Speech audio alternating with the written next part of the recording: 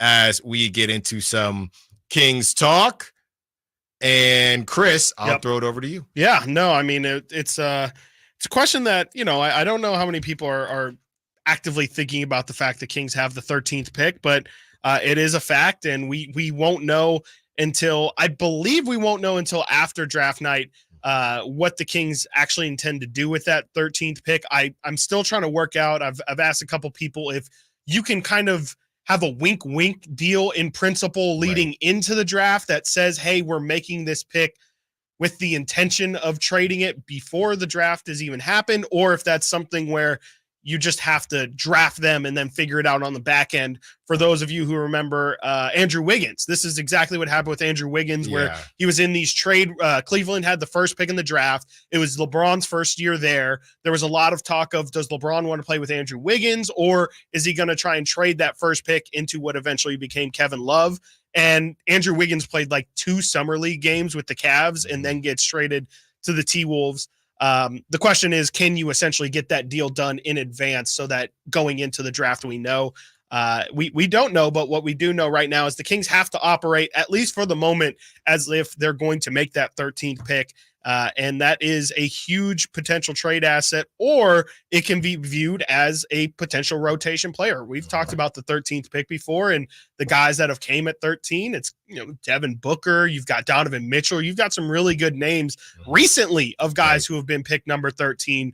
So it's an interesting back and forth on what to do. Here is ESPN's Bobby Marks. He's been on the station before, I think about a month ago, but he further breaks down some of the Kings' options with that number 13th pick. Here's Bobby. Now, so you go into the offseason here. You've got the 13th pick in a draft. That would have gone to Atlanta if it was picks 15 to 30. So you have 2 picks in the top 45. You've got 13 in either 44 or 45 to add to your roster. What do you do with that pick? You are allowed to trade that pick come the night of the draft. Although you owe Atlanta a protected top 12 protected first in 2025. It's got protection in 2026. You are allowed to move that pick come the night of the draft. I do think where their salaries are going, where Sacramento's salary is going, a guy on a rookie scale contract, a 4-year rookie scale contract, has value based on your salaries. There you go. So essentially what he's saying there is your 13th pick, you should value that pretty much more than the odds of you getting a good, useful player at 13 are better than a veteran minimum would be contracts like JaVale McGee, Alex Len, guys like that, who are definitely, Alex Len, JaVale, those are end of rotation guys, but nonetheless, guys who are definitely in the rotation.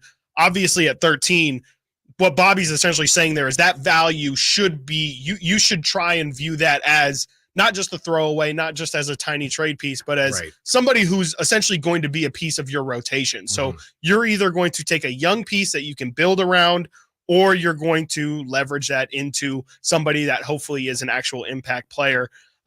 Which direction, I'm curious, Alan, do you think the Kings should go? Should they try and get a Jaime Jaquez, a ready now winning, older rookie coming in? Do they go for, something we've talked about on this team a lot? They don't have young pieces. It's Colby Jones, it's Keegan, Davion, but those two especially, Keegan and Davion are older rookies when they come in. They're not really the young piece that, hey, I'm trying to think of, Jalen Williams, just how OKC is essentially built out. And the Kings don't really have a young piece that you can say, hey, we're either hoping this guy, besides Keegan, takes a leap and can take us somewhere we didn't expect to be, or potentially he's just another good trade asset. We don't really know. So there's the Jaime Jaquez route. There's the, okay, we're going to take just your normal, what you would think of as a rookie, your typical freshman who might become something bigger. There's, Ron Holland, there's Jared McCain, guys like that.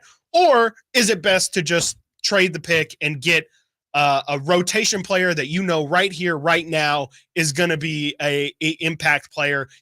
For a fact they're going to be one of your first 8 players that you're going to go to war with. You know what pick Jalen Williams was? 12. He was 12th. There you go. He was 12. Yeah. So he's going to be a player like that, right in that, And that was area. in And he's a young piece. 2022. Yep. Unfortunately, Tyrese Halliburton, I think, was also 12. Yeah. Unfortunately, I just don't think the Kings have time for somebody who could work out.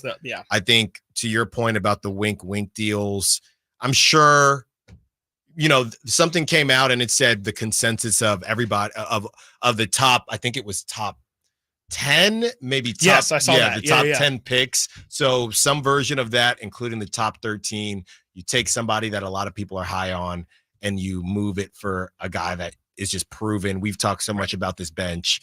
I would love to hit on a Jalen Williams type of guy, but I just don't think you can afford to make that type of gamble if you're not certain. All right.